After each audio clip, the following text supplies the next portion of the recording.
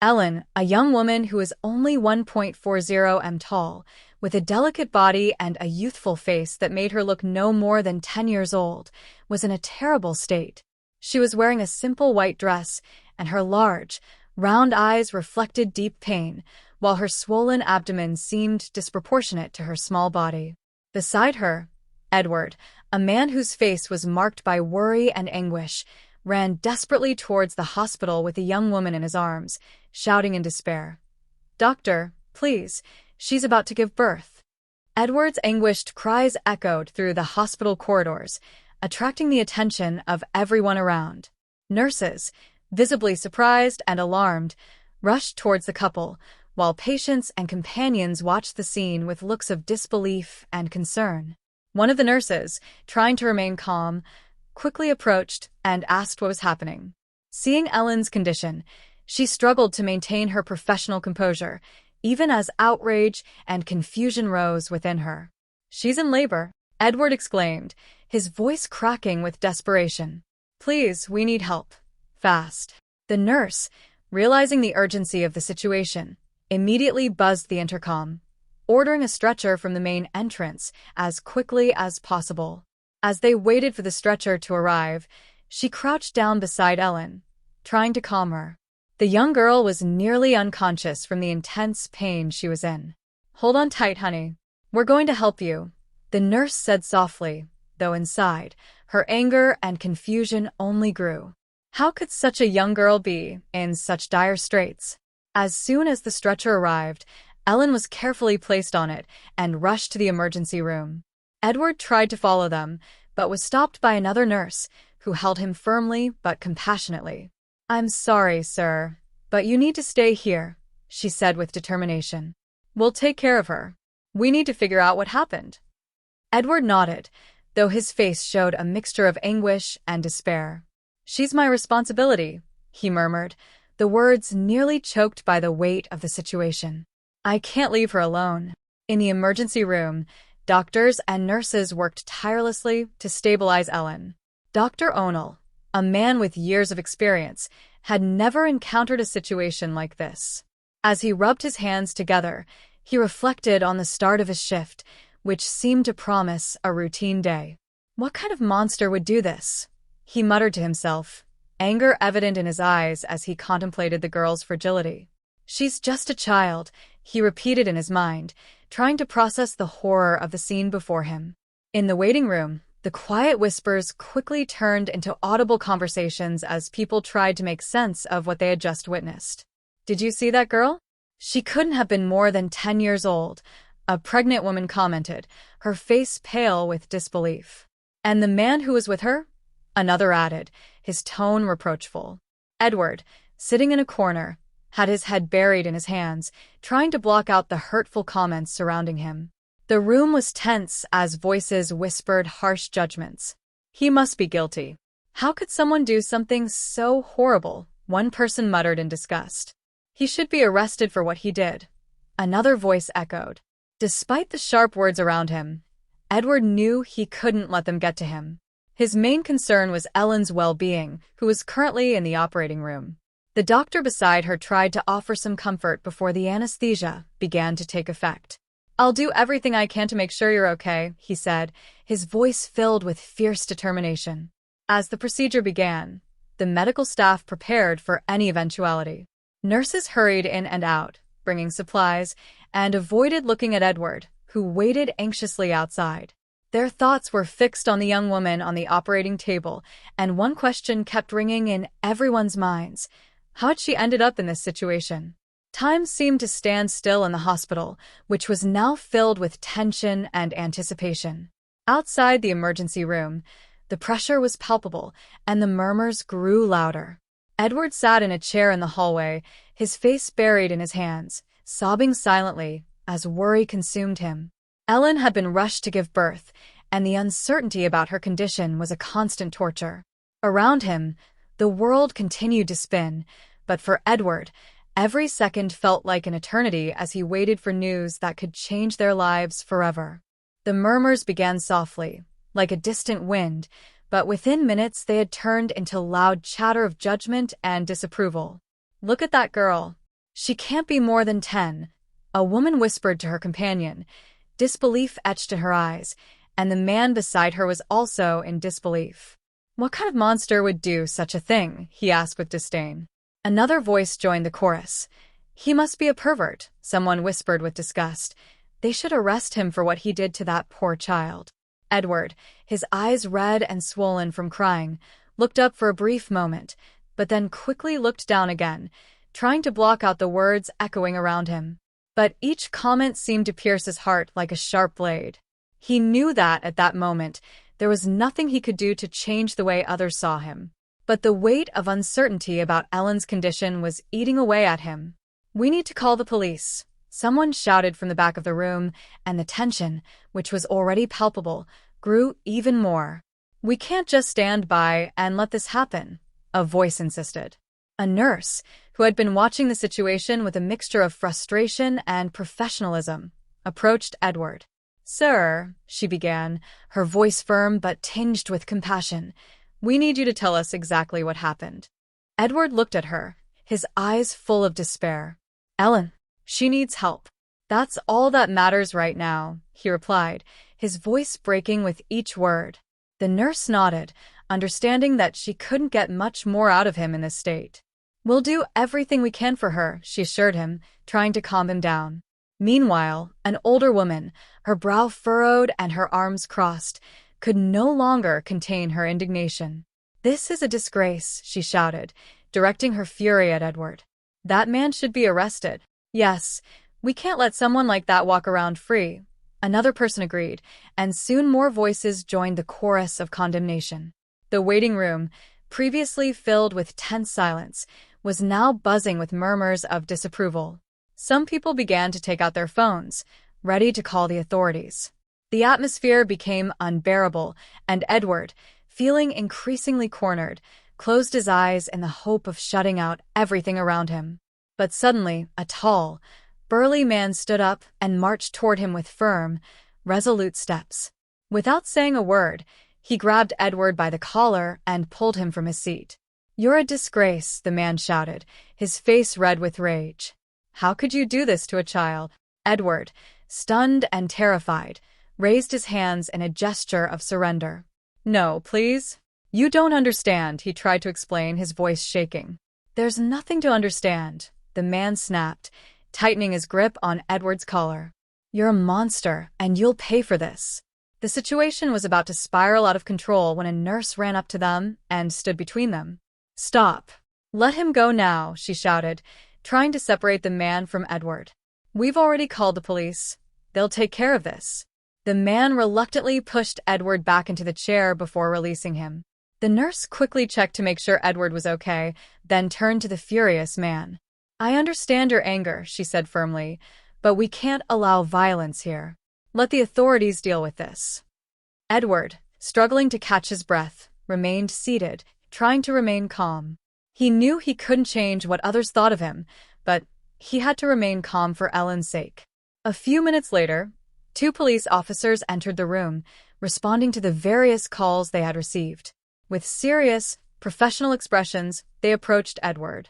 "Sir, we need you to come with us," one of the officers said, placing a firm but non-threatening hand on Edward's shoulder.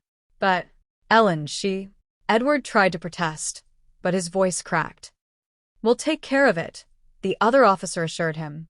"But right now we need you to come with us to clear up a few things." With his heart heavy and his mind overwhelmed with worries, Edward slowly stood up, feeling the weight of the judgmental gazes that surrounded him. Each whisper seemed to intensify, as if the world around him was plunged into an atmosphere of condemnation. He knew he had to tell the truth, but at that moment, his mind was focused on one thing: Ellen's safety. As he walked towards the police car, feelings of guilt and despair mixed together, turning the walk into a veritable march of shame. Each step he took echoed in his mind, reminding him of the gravity of the situation he was involved in. The murmurs around him were like poisonous darts, piercing his already wounded soul. Upon arriving at the police station, Edward was taken to a small interrogation room. The environment was cold and impersonal, with gray concrete walls and a fluorescent light that buzzed irritatingly. The metal table and uncomfortable chairs only increased his sense of isolation, making him feel even more alone in this devastating situation. "Sit down," one of the detectives ordered, pointing to the chair in front of him. Edward did as he was told, feeling the weight of the handcuffs tightening around his wrists, as if they were an extension of his guilt. "I'm Detective Ramirez, and this is Detective Gonzalez," the man said as he opened a thick file on the desk. "We've received reports that you've been involved in an extremely serious crime. We want to hear your side of the story." Taking a deep breath, Edward prepared to speak, feeling the urgency to clarify what was happening. "Ellen is not a child," he began, his voice shaky but firm. "She's my wife. She's 25 years old, but she suffers from a rare medical condition that makes her appear much younger." The detectives exchanged glances, their faces remaining impassive. "You expect us to believe that?" Gonzalez asked skeptically. "It sounds like a convenient excuse." "It's not an excuse," Edward insisted, feeling increasingly desperate. "We can provide you with the medical records. Ellen has been diagnosed with a pituitary gland disorder that affects her growth." Ramirez leaned forward, his eyes fixed on Edward. "And why hasn't anyone heard of this condition before? Why hasn't anyone else verified this story?" he asked, his voice thick with suspicion. "We need more than just your word," Gonzalez added, crossing his arms, clearly suspicious. "From where we're standing, the situation looks very different." The door to the interview room opened suddenly, and a determined-looking attorney strode into the room. "My name is Jones Martinez," he stated authoritatively. "I am Mr. Edwards' attorney, and I require a private conversation with my client." Reluctantly, the detectives left the room, allowing Edward to be alone with his attorney. Sitting across from Edward, Mr. Martinez looked a mix of concern and determination. "I spoke with Ellen," he began. "She's fine, but you need to stay calm. We're doing everything we can to resolve this situation. Trust me, we'll get this all sorted out." "Thank you," Edward whispered, feeling a wave of relief, albeit faint. "This is all a terrible misunderstanding." "I know," Mr. Martinez replied seriously, "but we need proof. I'm working on getting Ellen's medical records, and I've already been in touch with her doctors." When the detectives returned to the room, the lawyer stood up and firmly presented some documents. "Here are the first documents that prove Ellen's condition," he said. Ramirez took the papers and studied them carefully. "This is just the beginning," the detective said seriously. "We need to check every detail. Until then, Edward will be in custody." "This is unfair," Edward protested, frustration boiling over his voice. "Ellen needs me now. I'm a victim in this situation, too." "I understand," Gonzalez replied, still skeptical. "But until we have all the facts verified, we need to proceed with caution." The next few hours dragged on in a whirlwind of uncertainty and anguish. Edward was taken to a cell, where time seemed to stand still.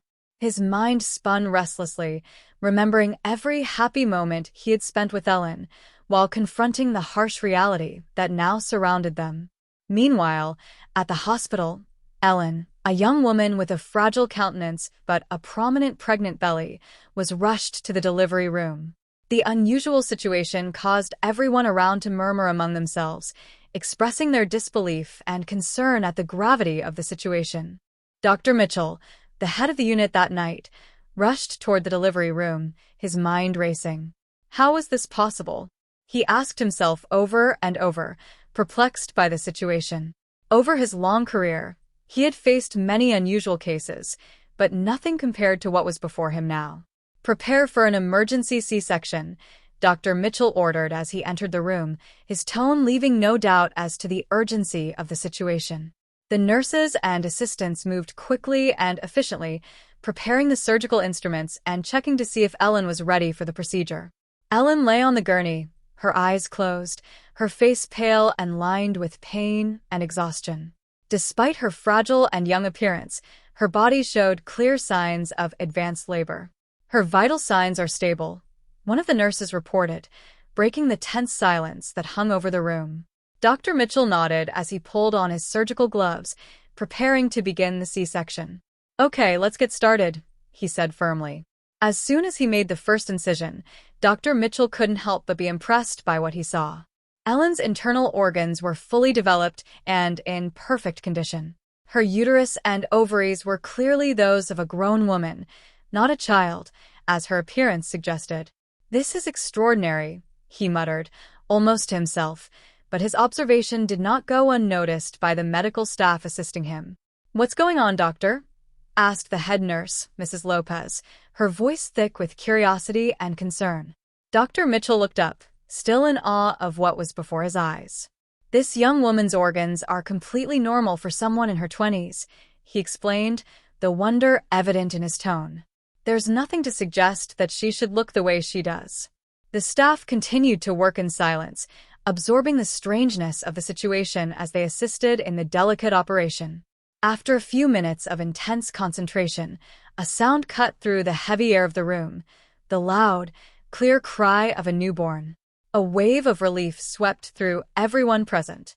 "It's a boy," Dr. Mitchell announced, carefully lifting the baby so that Ellen could see him before he was taken away by the nurses to be cleaned and examined. Ellen's face softened for a moment, despite her exhaustion, as she saw her son for the first time. With the baby's well-being assured, Dr. Mitchell turned his attention to Ellen. He conducted the rest of the surgery with extreme care, ensuring that everything was in order and that there were no complications.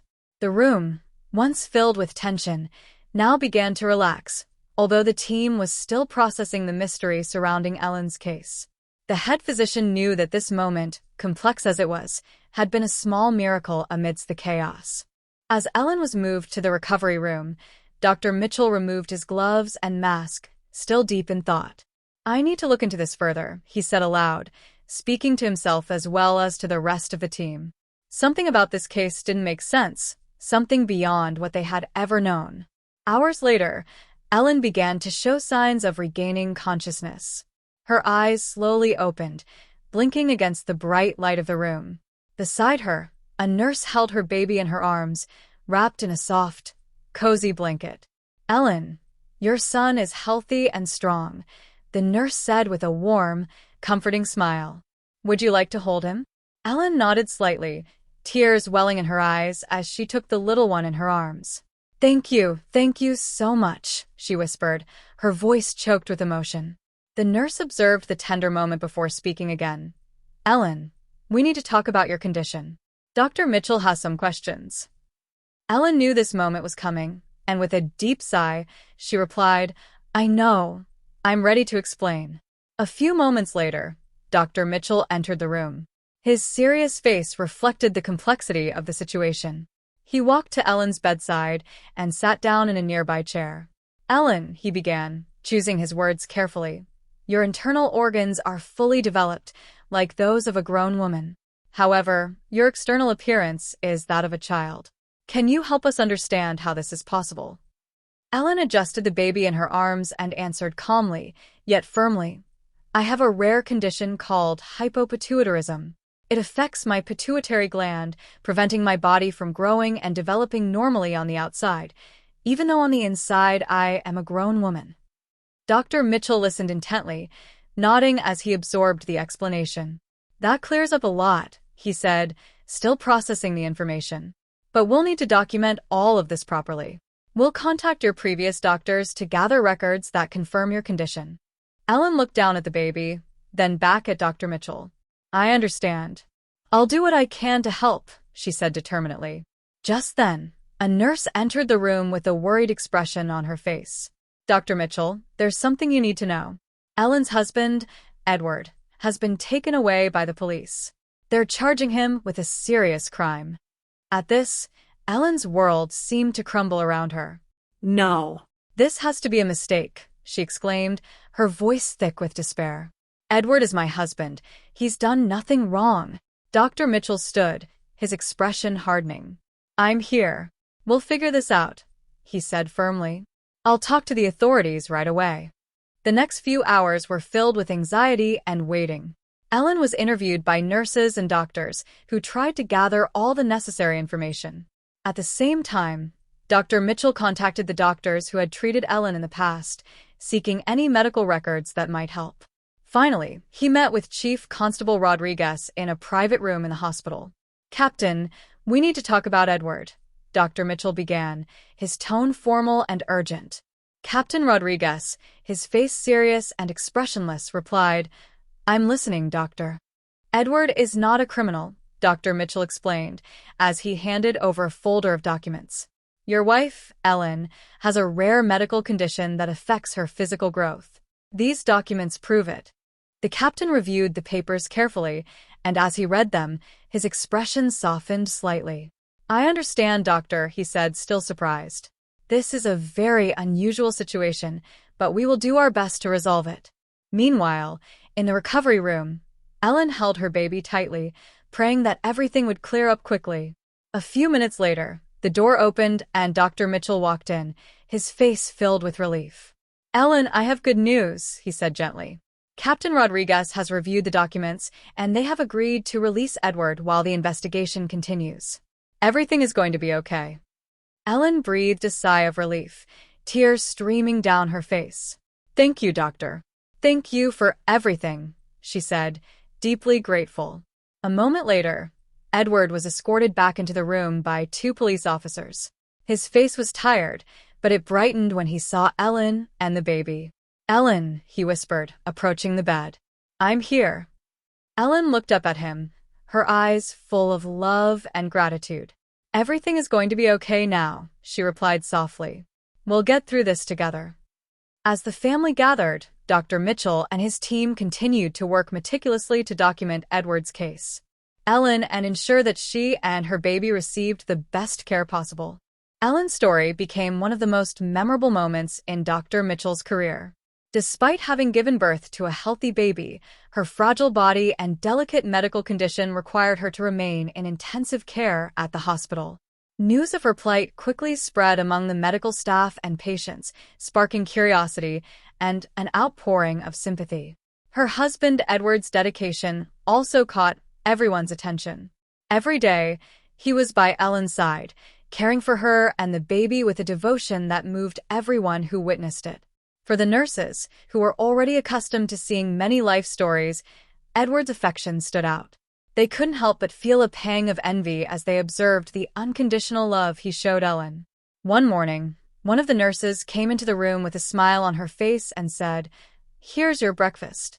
She gently placed the tray on the bedside table and continued, "Today we have oatmeal, orange juice, and some fresh fruit." "Thank you," Ellen replied, struggling to sit up, her voice soft but full of gratitude. "Everyone here has been so kind to me." The nurse, adjusting the pillows to make her more comfortable, smiled and said, "It's the least we can do. Your case is very special to all of us." At that moment, Edward entered the room, carrying little Jonathan in his arms. His face lit up when he saw Ellen, and he leaned over to kiss her on the forehead. "Good morning, my love," he said affectionately. "Jonathan and I have come to see you." Ellen smiled, her eyes shining with love and gratitude. "Good morning, Edward. How is our little one?"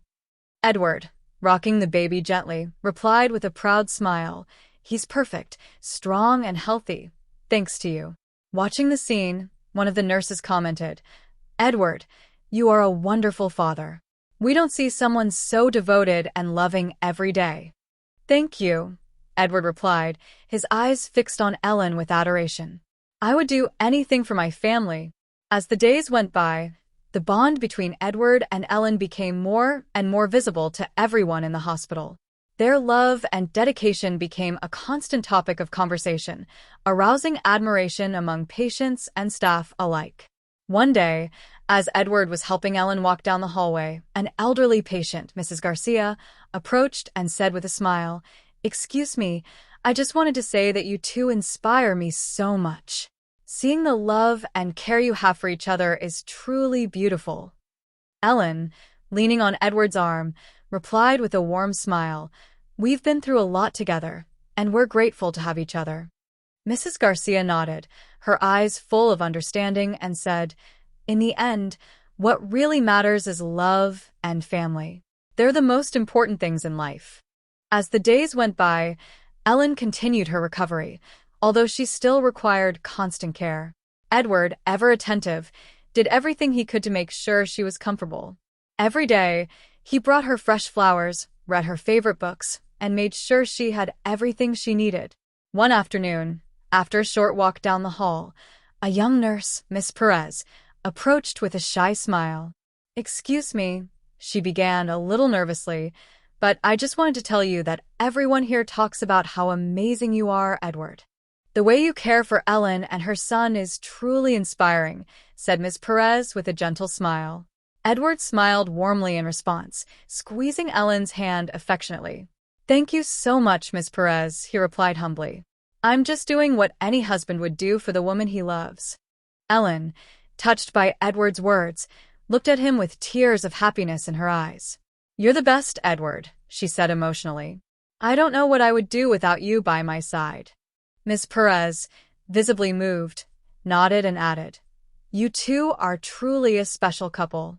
I hope you'll soon be fully recovered and able to enjoy life together." The relationship between Edward and Ellen touched not only the nurses, but the rest of the medical staff as well. Dr. Mitchell, who had been closely monitoring Ellen's recovery, often took advantage of his visits to talk to them and share words of support.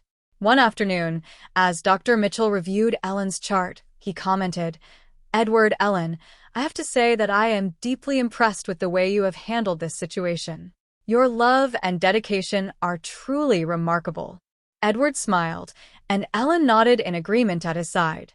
"We are so grateful for everything you and your staff have done for us," Edward replied sincerely. Dr. Mitchell smiled, closing Ellen's chart, and said, "It is a privilege to help such a strong and close-knit family. Ellen, your recovery has been excellent, and with a little more time and care, you will soon be able to go home." The doctor's words brought a sense of relief and hope to both Ellen and Edward. Although they knew the journey to full recovery would still be long, they faced each day with determination and support for one another. The hospital, with its busy routine, now seemed a little quieter as the sun set over the horizon, painting the sky a soft palette of orange and pink. That night, Ellen lay in bed with Edward by her side and Jonathan in her arms. She felt a deep sense of peace and immense gratitude for the life she shared with her family.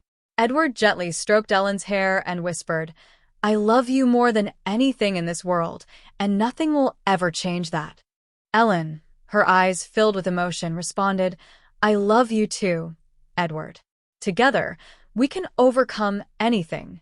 In that moment, surrounded by the unconditional support of the hospital staff and the love they shared, Ellen and Edward knew that no matter what challenges lay ahead, they would always have each other. Their love, stronger than ever, was the true strength that sustained them and guided them toward a future full of hope and joy. After several weeks in the hospital, the long-awaited day finally arrived. Ellen, Edward, and little Jonathan could finally return home. The sun shone brightly in the sky, as if heralding a new beginning for this young family. Edward gently pushed Ellen's wheelchair while she held Jonathan in her arms. The baby's angelic face and curious eyes shone as she took in the world around her, filled with new things. "We're ready to go home," Edward said with a warm smile, helping Ellen slowly rise from her chair. "Yes, Edward, I'm ready," she replied, feeling a mixture of excitement and relief. "I can't wait to start this new chapter with our family." As they left the hospital, they were greeted by a crowd of reporters and photographers. Camera flashes were incessant, capturing every moment of the little family as they walked toward the exit. "Ellen, Edward, how does it feel to be home?" a reporter asked amidst the hustle and bustle. "We feel such a blessing and gratitude," Edward replied, squeezing Ellen's hand affectionately as they both smiled, ready to begin this new phase of their lives together. "The love and support we have received has given us the strength to overcome every obstacle," Ellen began, a grateful gleam in her eyes. As she spoke, one of the reporters stepped forward with a microphone, curious to hear more about her experience. "Ellen, tell us a little about your journey in the hospital," he asked in a respectful tone. Ellen, with a serene smile on her face, reflected for a moment before responding. "It has been a difficult journey, no doubt, but we have been blessed with an exceptional medical team and the loving care of our family. I am deeply grateful for all the love and care we have received. As they continued walking towards the exit, the reporters continued to ask questions, eager to capture every detail of Ellen and Edward's moving story. However, the couple, remaining calm and collected, graciously thanked them, knowing that their journey had touched many hearts along the way. When they finally returned home and began to adjust to their new routine, the time passed quickly. Jonathan, their son, grew up healthy and strong, surrounded by a love that never wavered. Edward and Ellen's story soon became an inspiration to many, living proof that true love can overcome any adversity. 6 years later, on a quiet summer afternoon, the couple sat on the porch of their home, watching Jonathan play in the backyard. The sun was setting on the horizon, casting a soft golden light over the surroundings, while the air was filled with the joyful sound of the boys' laughter. "Look at our little boy," Edward said with a tender smile on his face, his eyes filled with pride and love. "It's amazing to see how much he's grown." Ellen, holding Edward's hand, agreed. "Yes, he is a wonderful boy. I can't believe how much our lives have changed since he was born." Edward nodded, squeezing Ellen's hand affectionately. "We've been through so much, but every second has been worth it. I'm so grateful to have you and Jonathan with me," he said, full of emotion. Ellen looked at Edward, her eyes shining with tears of happiness, and in a soft voice, she replied, "I feel the same. Your love and support have been my greatest strength. I don't know what I would do without you by my side." Edward, with a loving look in his eyes, leaned in to kiss her softly. "I will always be here for you, Ellen. No matter what the future holds, I know that together we can overcome anything." As they shared that moment of intimacy, Jonathan ran towards them, his face lit up with a mischievous smile. "Mom, Dad, look what I found," the boy exclaimed, excitedly showing off a small insect he was holding in his hands. Ellen and Edward laughed, delighted by their son's pure and simple joy. "That's amazing, Jonathan," said Edward, lovingly ruffling the boy's hair. "You are a little explorer full of surprises." As the sun sank below the horizon, the family gathered on the porch, enjoying the tranquility and happiness of being together.